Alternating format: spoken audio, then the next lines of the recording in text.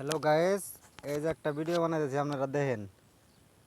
ভিডিওটা হইলো আমরা তো খালি অল্প স্বল্প ঘাস হইলেই গামনছন ছাড়া বুঝি না। আর হেরা দেখুন ক্ষেতের মধ্যে কি পরিমাণ ঘাস, তবু গামনছন না দিয়া গাছপাতা দেখছুন কি পরিমাণ চকচকা। আর এই গাছের এই বডি, এইরকম বডি ওলা গাছ বানার গেলে গামনছন দিলে তো গাছে বাড়ি খাইয়া চিকা রোগে ধইরা কয়েকবার করে পাতার বিশুদ্ধ দিয়ে হালান রাখতো।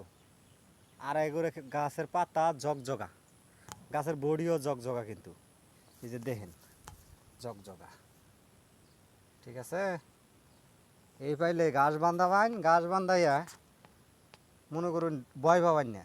এই পাইলে যে ঘাস জড়ো করে ডিপ দিবেন, পরে এই ডিপ যখন পচবো এই ডিপ মনে করেন কোদাল দিয়ে আবার ছড়াই দিবেন।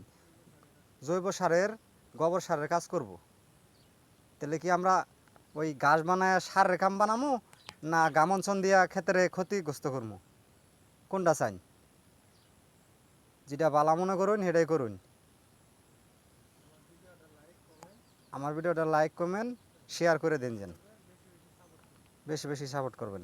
রাখি।